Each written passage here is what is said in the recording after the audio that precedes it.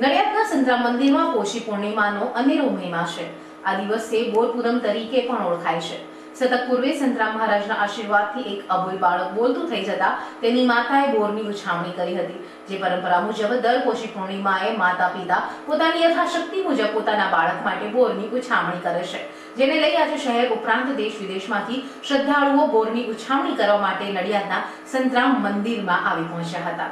વહેલી સવારથી લઈ મોડી સાંજ સુધી હૈયે હૈયું દળાય એમ આખો રસ્તો શ્રદ્ધાળુઓથી ઉભરાયો હતો। સવારથી જ બોરની હાટડીઓ પણ રસ્તા પર મંડાઈ ગઈ હતી। 2 શતક પૂર્વે એક ખેડૂતે લક્ષ્મણદાસજી મહારાજની પાસે આવીને પોતાનો પુત્ર બોલતો ન હોવાનું જણાવ્યું હતું, જેથી મહારાજે તેમને કહ્યું કે તારા ખેતરમાં જે ફળ થાય છે તે મહારાજને ધરાવજે તો તારું બાળક બોલતું થઈ જશે। ત્યારે ખેડૂતની પત્નીએ જણાવ્યું હતું કે આપણા ખેતરમાં બોરડીનું ઝાડ છે, જેથી ખેડૂતે બોરની બાધા રાખી હતી અને ખેડૂતનો પુત્ર બોલતો થઈ ગયો હતો, જેથી ખેડૂતે બોરની ઉછામણી કરી હતી અને ત્યારથી લઈને આજ સુધી પોષી પૂનમે ફક્ત નડિયાદ જ નહીં પરંતુ દેશ વિદેશથી શ્રદ્ધાળુઓ પોતાની માનતા પૂરી કરવા માટે આવતા હોય છે।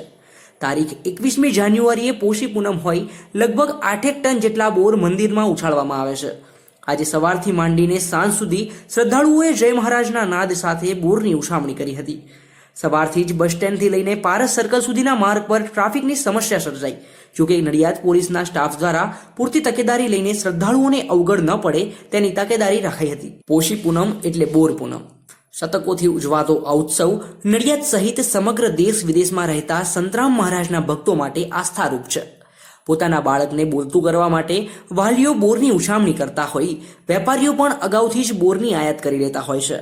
સામાન્ય રીતે રોજિંદા દિવસોમાં બોરનો હાલનો ભાવ 30 રૂપિયા કિલો રહેતો હોય છે, પરંતુ પોષી પૂનમના દિવસે આ ભાવ વધીને 40 થી 50 રૂપિયા કિલો થઈ ગયો હતો।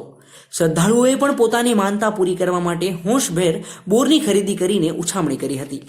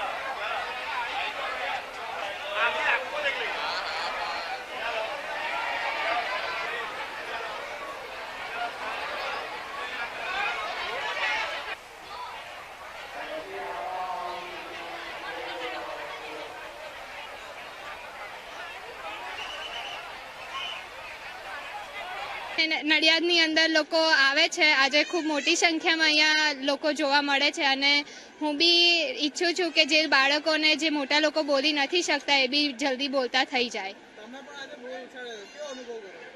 બહુ સારો અનુભવ કર્યો છે।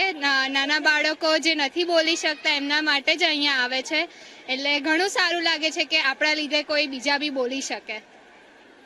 જય મહારાજ।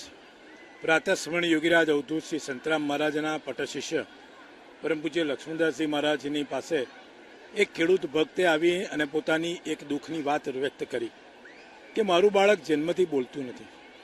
મહારાજશ્રીએ કહ્યું કે પ્રભુ તો તારા ભાવનો ભૂખ્યો છે, તારા ખેતરની અંદર જે પણ ફળ હોય એ ફળ તું મહારાજને ધરાવી દે, ચોક્કસ તારું બાળક બોલતું થશે। ખેડૂત બિચારો ભોળો હતો એટલે એણે કીધું કે મારા ખેતરમાં તો બોરડી છે, મહારાજ બોર ધરાવું? મહારાજે કીધું કંઈ વાંધો નહીં, તું બોર ધરાવી દે। એણે બોર ધરાવ્યા અને એનું બાળક બોલતું થઈ ગયું।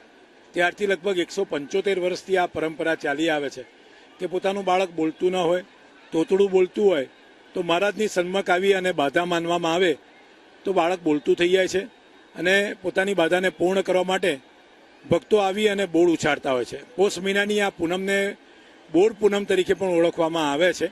લગભગ 8 થી 10 ટન જેટલા બોર આ દિવસે પરમ પૂજ્ય રામદાસજી મહારાજની નિશ્રામાં ભક્તો આવીને ઉછાળતા હોય છે. જય મહારાજ.